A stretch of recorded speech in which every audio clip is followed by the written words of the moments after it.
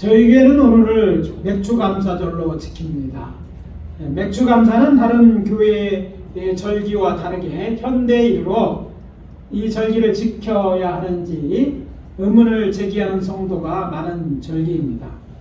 그도 그럴 것은 사실 지금부터 80년 전 일제 강점기가 끝나고 우리나라가 독립되고 한국전쟁이 끝났을 때 우리 사회는 더 이상 농업국가가 아니었습니다. 이렇게 여러 가지 고난을 겪으면서 우리나라의 산업화는 급속하게 이루어졌고 그 결과 오늘날 우리는 세계에서 그 일을 찾아보기 힘들게 빠르게 사회 경제적으로 부강한 나라가 되었습니다. 2023년 기준으로 한국 경제에서 농업의 비중은 채 GDP에서 약 2 내지 3%를 차지합니다. 이는 점차 감소되는 추세이기도 합니다. 그래도 1990년대 초반에는 10% 이상을 차지했으나 이제 산업 구조의 변화로 그 비중은 이렇게 많이 축소되어 있는 것입니다. 또한 한국에서 농업에 종사하는 사람은 약 180만 명 정도로 추정됩니다. 이는 전체 경제활동 인구의 약 6%에 해당되는 사람들입니다. 그러다 보니 맥주감사절은 우리 마음에 잘 와닿지 않는 교회의 절기가 되어 버렸습니다.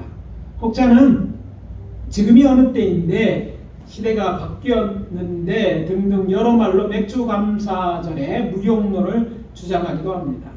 그럼에도 불구하고 저는 맥주감사를 지켜야 한다고 믿습니다. 왜냐하면 우리가 믿고 섬기는 여호와 하나님께서 지키라 명령하셨기 때문입니다.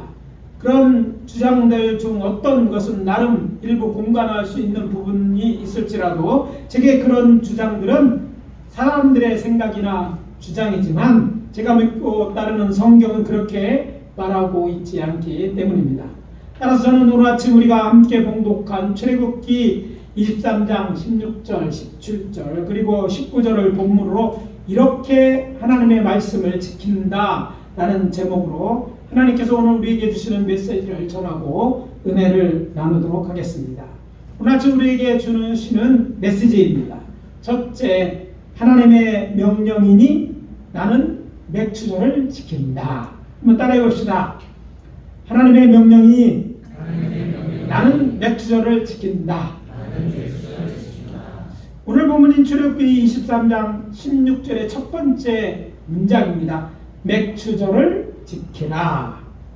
잘 아시는 것처럼 출애굽기는 모세오경의 두 번째 책으로 모세가 여호와 하나님께서 당신이 택한 백성인 이스라엘을 애굽에서 해방시켜 키네 광야로 인도하시고 거기서 저들과 당신이 저들의 하나님이 되시고 이스라엘은 하나님의 백성이 되어 하나님의 계명을 따라 살기로 언약하고 하나님께서 말씀하신 대로 성막을 완성시킬 때까지의 기록입니다. 특히 20장 이하의 기록은 하나님께서 저들에게 십계명을 시작으로 저들이 하나님의 백성으로서 지켜야 할 법, 곧 율법에 관한 것입니다. 그리고 이 율법을 다룸에 있어서 우리가 주의를 기울여야 할 대목은 저들이 시내와 광야에 이르렀을 때 여호와 하나님께서는 당신의 종 모세를 저들에게 보내어 자신이 저들을 애굽에서 저들을 구원하여 자신에게 인도하여 받는다는 것을 설명한 다음에 이렇게 말씀하십니다. 출애굽기 19장 5절 6절입니다. 세계가 다 내게 속하였나니 너희가 내 말을 잘 듣고 내 언약을 지키면 너희는 모든 민족 중에 내 소유가 되겠고 너희가 내게 대하여 제사장 나라가 되며 거룩한 백성이 되리라. 너는 이 말을 이스라엘 자손에게 전할지니라. 이것은 여호와 하나님께서 이스라엘 자손에게 저들이 당신의 백성이 되기 위해서 반드시 선행돼야 할 조건에 대한 기록입니다.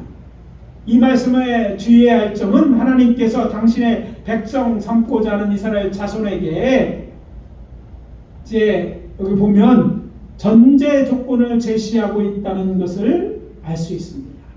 이 전제 조건이 충족되었을 때 비로소 계약이 완성된다는 점입니다.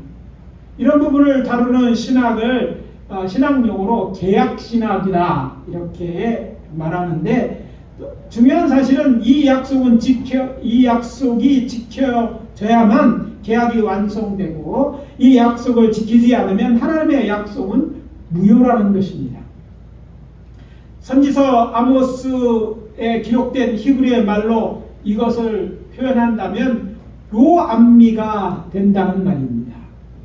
여호와님께서 여로보암 시대 브에리의 아들 호세아에게 말씀하십니다.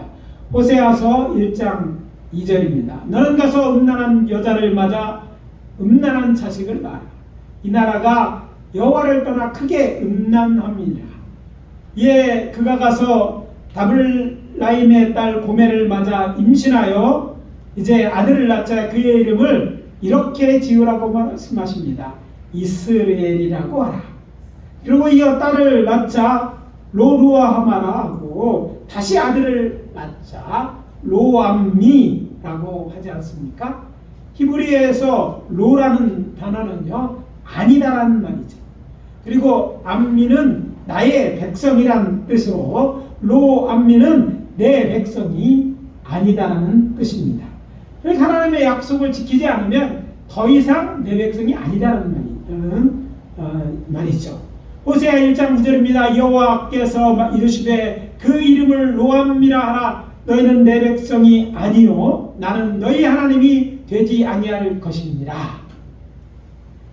성경의 약속이 그렇고 성경에 기록된 하나님의 백성의 역사를 통해 드러난 변하지 않는 진리는 이것입니다.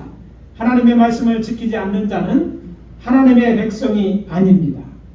그래서 묻겠습니다. 여러분은 하나님의 백성입니까? 아닙니까? 하나님의 백성이라면 당연히 하나님의 말씀을 지켜야 합니다. 내가 하나님의 말씀이라고 주장해도 내가 하나님의 말씀을 지키지 않는다면 더 이상 하나님의 백성이 아니라는 것이 하나님의 판단인 거예요. 저는 우리의 고백이 단순히 우리의 생각이나 믿음을 말하는 것이 아니라 우리의 삶으로 하나님의 말씀을 지킴으로 우리가 하나님의 백성인 것이 사실로 드러나기를 바라는 것이죠. 하나님의 백성이라면 하나님의 말씀을 지켜야 합니다. 다시 오늘 본문으로 돌아가서 여호와 하나님께서 모세를 통하여 말씀하십니다. 맥추절을 지키라. 이는 내가 수고하여 밭에 뿌린 것을 첫 열매를 거두리라. 출애굽기 23장 16절의 앞부분입니다. 그러나 안타깝게도 많은 하나님의 사람들이 이 부분을 간과한 채 신앙생활을 하며 말합니다. 하나님은 사랑이 많으시고 또 인자하는 분이십니다. 예, 맞습니다. 그렇다 할지라도 그런 하나님의 품성 때문에 하나님과의 약속을 어겨도 괜찮을 것 같다고 말하는 것은 인간을 타락시켰던 사탄의 교묘한 거짓말입니다. 유혹입니다. 넘어가면 큰일 납니다. 목사로서 사랑하는 성도 여러분들에게 조언합니다. 하나님의 약속을 무시하거나 어기기 전에 하나님께 말씀을 지키기 힘들다면 도와달라고 기도하십시오. 하나님, 저를 하나님 말씀을 지킬 수 있게 도와주세요. 믿음이 필요한 믿음을 주시고 환경이 필요한 그런 환경을 만들어주세요. 아니 또 걱정되면 이렇게 기도해야 되면 하나님 미치겠습니다. 하나님 약속 지키라고 하니 우리 가족이 죽을 것 같아요. 어떻게 해야 됩니까? 이런 솔직한 말과 여러분의 믿음을 믿고 싶은 마음을 고백하세요. 하나님은 살아계시고 하나님은 우리를 도울 준비가 되어 있는 하나님이시죠. 도와주실 거예요. 내 판단에서는 나는 이렇게 생각하는데 하나님 이렇게 해도 되다는 내 마음대로 판단하지 말고 이렇게 도움을 청하고 하나님의 말씀을 지키는 하나님, 그래서 하나님의 참 백성이 되는 우리 사랑하는 성도님들 다 되시기를 주의 이름으로 축원합니다. 제가 교회는 맥주가를 지켜야 한다고 말하면 혹자는 시대에 덧들어진 이야기라고 하고 말하거나 또 제게 율법주의자라고 말할지 모릅니다. 그러나 저는 신학적으로 정리하는 율법주의자가 아니며 예수님께서 완성하신 율법을 지켜야 한다고 믿습니다. 참고로 신학적 의미에서 율법주의자라는 것은 간단하게 설명한다 법이나 계명을 지켜서 의를 얻고 그를 통해 구원을 얻을 수 있다고 생각하는 사람들이지 율법을 지켜야 한다고 주장하는 사람들이 아니란 말이죠. 반대로 은혜주의자는 하나님의 은혜로 구원을 얻는다고 믿는 사람으로 저 또한 그렇게 믿습니다. 아니, 여러분도 그렇게 믿을 거라고 믿습니다. 그렇다고 해서 율법이 필요 없다는 말이 아닙니다. 저는 예수님을 율법을 완성하러 오신 분으로 믿고 그분에 의해서 완성된 율법을 따르는 것이 맞다고 확신합니다. 율법과 복음을 대조시키지 마십시오. 이 신학에는 함정이 있어요. 율법과 복음은 대조되는 게 아니에요. 예? 이것이 이게 잘못된 신학을 가진 사람들의 착각이에요. 결코 율법이 복음과 충돌하지 않습니다. 율법의 부족함이 하나님의 정말 은혜로 그것이 채워지고 완성되어 가는 것, 이것이 성경이 말하는 것이고 또 우리는 그것을 믿어야 되지. 우리는 은혜에 살아요. 은혜의 시대에 살고 있으니까 율법은 필요 없다고 말하는 사람들은요, 성서적으로 거짓말쟁이고, 그들은 정말 우리가 믿고 따라서야 되는 우리의 영혼을 사냥하는 자, 사냥개와 같고 사탄의 하수인 것 같다는 사실을 잊지 말아야 할 것입니다. 왜냐? 우리가 믿고 섬기는 성자 하나님께서 분명히 말씀하셨기 때문입니다. 내가 율법이나 선지자를 폐하러 온 줄로 생각하지 말라. 폐하러 온 것이 아니라 완전하게 하려 함이라. 마태복음 5장 17절입니다. 이 말씀이 성경에 있어요. 이 말씀이 변하지 않습니다. 예수님은 분명하게 말씀하셨습니다. 나는 율법을 없애려 온 것, 이렇게 말하지 않았어요. 나는 율법을 완전하게 하려고 왔다. 예수님은 말씀하십니다. 진실로 너희에게 이르노니 천지가 없어지기 전엔 율법의 1.1획도 결코 없어지지 아니하고 다 이루리라. 이어지는 18절 말씀입니다. 이것이 율법과 복음을 대적하는 사람들이 간과하는 것이고 잘못 알고 있는 거예요. 그렇습니다. 이렇게 예수님은 분명하게 말씀하셨습니다. 따라서 저는 예수님에 의해 완성된 율법을 지켜야 한다고 믿고 교회에서 말씀을 맡은 목사로서 그렇게 행하고 가르칩니다. 시대가 변했니 다른 사람들은 다르게 말한다고 저에게 말하지 마십시오. 저는 제 신앙의 양심에 따라 성경은 변함없는 하나님의 말씀으로 진리라고 믿고 여기에 대한 어떤 타협이나 다른 주장을 용납하지 않습니다. 따라서 성경에 맥추어를 지키라는 하나님의 명령이 있고 그 말씀이 지금까지 취소된 적이 없기 때문에 저는 하나님의 백성인 교회는 이 절기를 지켜야 한다고 믿고 그렇게 가르칩니다. 맥주 감사절의 말씀을 준비하면서 제 마음을 아프게 한 것은 하나님께서 베풀어 주신 은혜의 헤아림 없이 얼마를 험교매야 하고 왜 우리는 농사를 짓지 않는데 이 절기를 지켜야 하며 고민하는 교회의 모습을 지켜보시며 슬퍼하시는 하나님의 모습이었습니다.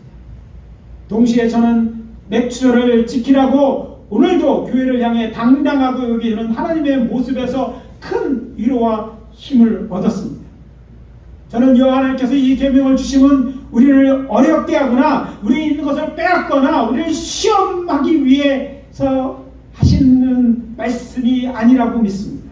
왜냐하면 하나님의 명령에는 반드시 그 명령을 따르는 자를 향한 하나님의 약속이 있고 그것이 축복임을 믿기 때문입니다. 저는 어린아이가 자신의 부모에게 순종하고 담대하게 현실과 맞서는 것은 자신의 부모가 가진 힘이나 능력 때문이 아니라 부모로 맡은 사람으로부터 얻은 신뢰 때문이라고 생각합니다. 그래서 말씀드립니다. 우리 모두 오늘도 우리에게 맥주 감사절을 요구하시는 우리의 좋으신 하늘 아버지를 신뢰하며 맥주 감사절을 지킵시다. 두 번째 메시지는 이것입니다. 내가 열매를 얻을 수 있게 하신 하나님께 감사로 맥주절을 지킨다. 따라해봅시다. 내가 열매를 내가 열매를 얻을 수 있게 하신 하나님께 감사로 맥주절을 지킨다. 오늘 본문인 출애굽기 24장 16절 첫 번째 문장에 이어지는 문구입니다. 이는 내가 수고하여 밭에 뿌린 것의 첫 열매를 거둠이라. 이것은 여호와 하나님께서 당신의 백성 이스라엘에게 지키라 명하신 맥주절을 지켜야 하는 이유에 대한 설명입니다. 내가 수고하여 밭에 뿌린 것의 첫 열매를 거두었기 때문이다. 여기서 한 가지 짚고 넘어가야 할 것이 있는데, 맥주절은 가나안 땅에 살던 사람들의 주식인 미래 초실절을 가르친다는 거예요. 우리가 그들은 쌀을 먹지 않아요. 그래서 맥추절, 와 쌀이 아닌데 이렇게 생각하지 말고 그들의 주식이라고 해요. 하나님의, 그러니까 이건 맥추절은 미리지만 우리로 하면 쌀과 같은 거죠. 그 첫 열매를 일로 인해서 감사하는 절기라는 거죠. 여호와께서는 당신의 백성 이스라엘에게 내가 밭에 뿌린 미래의 첫 열매를 거두게 될 것이니 너희는 그것을 내게로 가져 맥추절을 절기를 지키라고 명하시는 것입니다. 그런데 오늘 본문은 생각하기에 따라 하나님의 이 명령을 마치 인간의 수고한 것을 내게 바치라는 것으로 오해할 수 있습니다. 왜냐하면 본문에도 분명하게 나와 있는 것처럼 열매를 얻기 위해 수고한 것은 하나님이 아니라 분명하게 이스라엘 백성이라고 밝히고 있기 때문입니다. 그렇기 때문에 혹자는 강자인 하나님이 약자인 인간에게 저들이 수고하여 얻은 것 바치라는 명령으로 오해하기도 합니다. 신이니까 당연한 것이라고 생각할 수 있다고 생각할 수도 있지만 말입니다. 그렇지만 그게 아닌 것은 정직한 농부들은 알고 있습니다. 모든 농사는 농부가 밭에 씨앗을 뿌리고 물을 주고 잡초도 뽑아주고 정석고 돌보지만 열매를 많이 거두고 적게 거두는 항상 농부의 수고와 정밀에서 나타나는 것이 아닙니다. 이것이 다가 아니죠. 밭에 뿌려진 씨앗이 30배, 60배 혹은 100배의 열매를 맺기 위해서는 적당한 햇빛과 비 그리고 바람, 그 외에도 병충해, 심지어 자신이 농사지를 빼앗아 가려는 자들도 있을 수 있기 때문에 농부는 자신이 수확한 곡식에는 자신의 수확 외에 많은 변수가 복합되어 나타난 결과물이라는 것을 압니다. 그 많은 변수 중에 가장 중요한 부분이 하나님의 도우심이라는 거죠. 저는 농부셨던 우리 송원현 집사님께서 제게 들려준 농사에 대한 옛 어른들의 가르침을 기억합니다. 저는 농사를 지었기 때문에 이런 걸 몰랐는데 어느 날 제가 이 말씀 한참 됐어요. 이 말씀을 하셔서 그때 아는 거죠. 농사는 하나님과 반타작이다. 이런 말이 있었대요. 하나님과 반타작이다. 하나님이 도와주셔야 한다는 말이지. 정직한 농부는 알고 있습니다. 사실 풍성한 수확은 하나님께서 베풀어 주신 은혜의 결과물인 것입니다. 따라서 하나님의 사람은 자신의 수고하여 얻은 열매를 수확하면서 먼저 수확하여 얻은 첫 열매를 하나님께 드림으로 감사의 제사를 하나님께 드려야 마땅합니다. 여호와 하나님께서 당신의 백성 이스라엘에게 명령합니다. 이것이 오늘 본문 16절과 이어지는 19절 전반에 기록된 맥추절을 지키라는 명령과 함께 하나님께서 하신 말씀입니다. 그리고 내 초주에서 처음 거둔 열매 가장 좋은 것을 가져다가 너의 하나님 여호와의 전에 드릴지니 라는 이 말씀은 맥추절을 구체적으로 어떻게 지켜야 하는지 알려줍니다. 그리고 이에 대한 두원 설명이 신명기서 16장 10절에 기록되어 있습니다. 내 하나님 여호와께서 내게 주신 복을 헤아려 자원하는 예물을 드리고, 자, 이 말씀을 정리하면 이렇습니다. 내가 수고하여 얻은 밀을 수확하거든 수확하여 얻은 재물이 있다면 그 중에 가장 좋은 것을 구별하여서 바치되 받은 복을 헤아려 자원하는 마음으로 드려라. 아울러 우리는 우리가 수확한 곡식을 내게 가져오라고 하신 명령 속에 담긴 하나님의 당당함을 볼 수 있어야 하나님께서 기뻐하시는 맥주 감사 예물을 하나님께 드릴 수 있다는 사실 또한 알아야 합니다. 특히 하나님께 받은 복을 헤아릴 때, 즉 감사할 내 중에 놓치지 말아야 할 것은 출애굽기와 민수기, 신명기에 반복해서는 나오는 내용입니다. 여호와 하나님께서는 당신의 택한 백성 이스라엘을 향해 자주 말씀하셨습니다. 나는 너희를 애굽에서 이끌어낸 너희 하나님이다. 내가 너희 조상 아브라함에게 약속한 가나안 땅을 너희에게 줄 것이다. 자, 한마디로 정리하면 이렇습니다. 너희 하나님은 내가 너희를 구원하였고 너희에게 땅을 줄 것이다. 이렇게 구원과 땅, 이것은 모두 하나님의 사람이 하나님의 은혜에 대해 감사할 때 전제되는 감사의 조건입니다. 감사에 대한 첫 번째 조건이라는 거죠. 그래서 그 지키라는 말씀 중에는 잘 드러나 보이지 않지만 깊이 하나님의 말씀을 알면 연구해서 알면 거기에는 이런 의도가 포함되어 있다는 것이죠. 자, 농부에게 농사 지을 땅은요 보통 사람들이 생각하는 그 이상입니다. 제가 알기로 오늘날 우리나라에서 농부를 규정할 때 논이든 밭이든 적어도 300평 이상 농사 짓는 사람을 가르치는 300평 이상 줘야지 직불부신이라는 걸 주더라고요. 그러니까 내가 농사지어 곡식을 수확했느냐? 그렇다면 그 땅을 너에게 준 나를 기억하고 감사해야 한다는 말임을 깨달아야 돼요. 하나님은요 그냥 무조건 뭐 땅에 한 게 아니라 먼저 그들에게 뭘 약속해서 땅을 주시기로 약속해서 땅을 주셨고 그 땅에서 너희들이 수고해서 거두었으니까 너희는 내게 감사해야 마땅하다는 말인 거예요. 우리는 뭔가 내가 수고해서 뭔가 얻었다는 것만 생각하는데 내가 더 깊이 생각해야 될 것은요 그 수고 이전에 내게 땅을 주시는 뭔가 재배해서 뭔가 씨앗을 뿌리고 수고해서 얻을 수 있는 땅을 주시는 기업을 주신 하나님이 계심을 놓치지 말아야 된다는 거예요. 그래서 우리가 감사할 때 이 점을 놓치지 말아야 되는 거예요. 근데 안타깝게도 이 점에 대해서 보통은 생각하지 않아요. 아니 감사할 때도 이것을 생각하면서 이제 하나님 앞에 감사했다고 생각하지 않고 단지 얼마를 헌금해야 되는지 뭐 내가 받은 게 있나 내가 수고했는데 내가 왜 또 하나님께 이걸 드려야 되는데 먹고 살기도 했는데 이런 것만 생각하니까 감사가 안 되는 거예요. 참된 감사가 하나님이 기뻐하시는 감사가 하나님이 너희들에게 그걸 드리라고 요구하는데 여기 당당함 속에서는요 하나님이 이것을 우리에게 주셨기 때문에 그런 결과가 있었다는 있다는 사실을 놓치기 때문에 정말 은혜가 은혜되지 못하는 것이에요. 내가 농사를 지어 곡식을 수확했느냐? 그렇다면 그 땅을 내게 준 나를 기억하고 감사라는 것이 이 감사절에 특별히 추수감사의 의미라는 것이죠. 거기에는 그렇게 될 때까지 내가 너희를 위하여 행한 모든 일에 대한 감사에 대해서도 감사해야 마땅하다는 메시지 또한 포함되어 있어요. 자, 땅을 주시고 그 땅에서 내가 수고한 것 외에 다른 거 좋은 날씨와 환경과 빼앗기다 이런 것들까지 다 내가 너희들에게 이런 것들을 허락했다.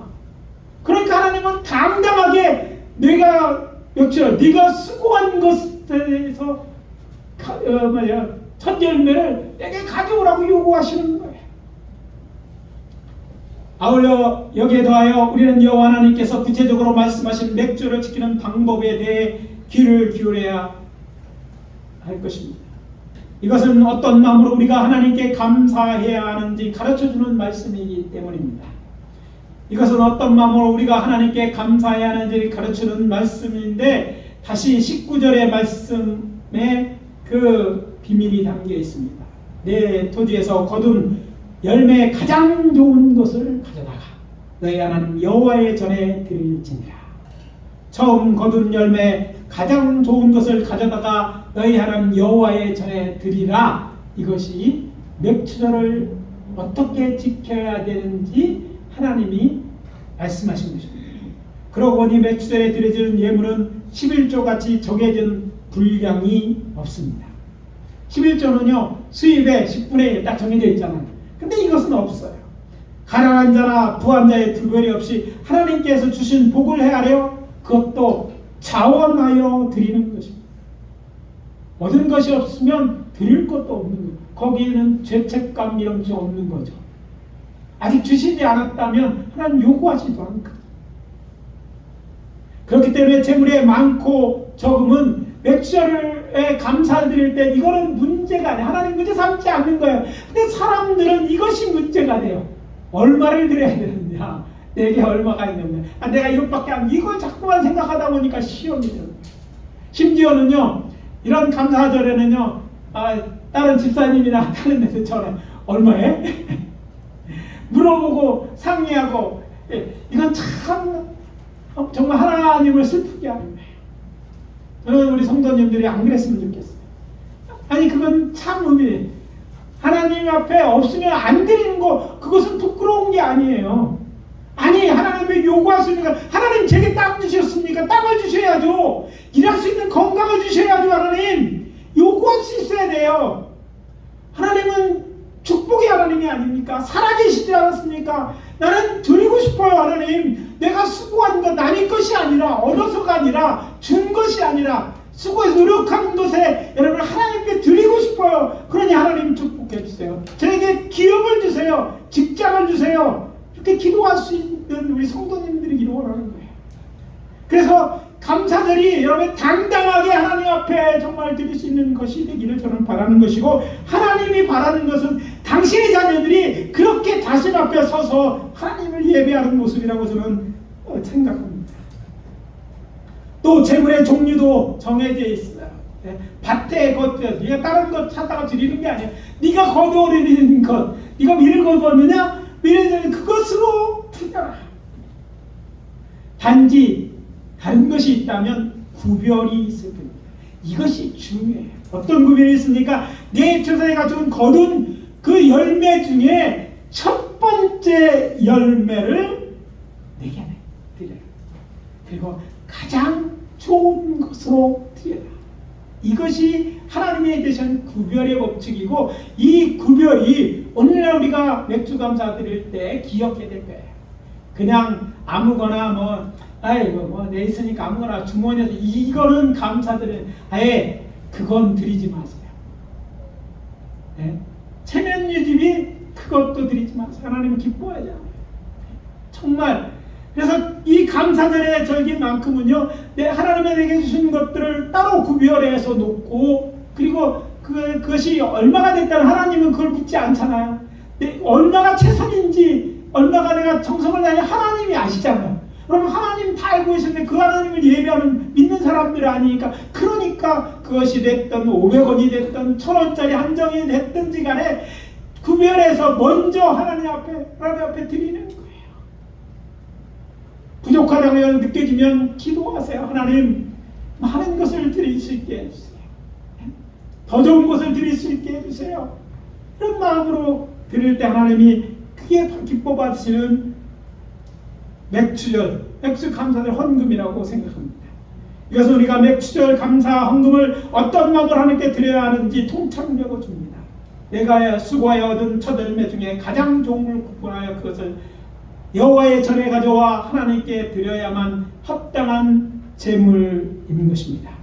그러니까 맥주절 감사 헌금은 하나님께 베푸는 은혜를 해하여 감사하는 마음이 듬뿍 담겨 있고, 하나님께 드리려고 구별되어 준비한 예물이어야만 한 것입니다. 그렇게 오늘 맥주 감사 헌금을 하나님께 드렸다면 참 잘하셨습니다. 분명 하나님께서 당신의 자녀인 우리가 드리는 감사 예물을 향기나는 제물로 기쁘게 받으실 것이라고 저는 믿어 의심하지 않습니다. 그러나 걸리는 것이 있다면, 부족하다고 느꼈다면, 그것이 오늘 드린 맥주형들 마지막 그런 헌금이기로 이제 드리는, 적어도 감사절에 하나님 앞에 드리는 제물만큼은 하나님의 이 말씀대로 드리는 사랑하는 성도님 되시기 바랍니다. 따라서 오늘 말씀을 마무리합니다. 우리가 믿고 섬기는 여호와 하나님께서 명령하신 대로 맥주 감사절을 지킵시다. 그리고 우리는 하나님께서 말씀을 기억하고 하나님께서 우리에게 허락한 땅, 곧 기업을 통해 얻은 것 중에 가장 좋은 예물을 구별하여 우리의 감사의 마음을 담아 여호와 하나님께 드림으로 하나님을 기쁘시게 하고 영화롭게 하는 저와 여러분이 다 되어 주시기를 예수 그리스도의 이름으로 축복합니다. 축복합니다. 기도합니다. 아버지 하나님, 주의 은혜와 사랑을 감사합니다. 오늘 맥주절 말씀을 통해서 오늘 우리에게 도전하시고 또 우리가 감사해야 될 이유와 또 감사해야 될 것이 무엇인지 알게 하시니 감사합니다. 정말 하나님의 기뻐하는 감사의 제물을 드리는 기쁘게 우리가 맞는 감사절이 되어지되 특별히 맥주 감사절도 그런 감사의 절기가 되게 도와 주시옵소서. 그런 절기로 아버지 하나님 앞에 나오고 또 그렇게 하기를 소원하는 저들에게 아버지 하나님 믿음을 주시고 아버지 하나님이여 그렇게 결단하는 자들을 축복하여 주시옵소서. 예수 그리스도의 이름으로 기도합니다. 아멘.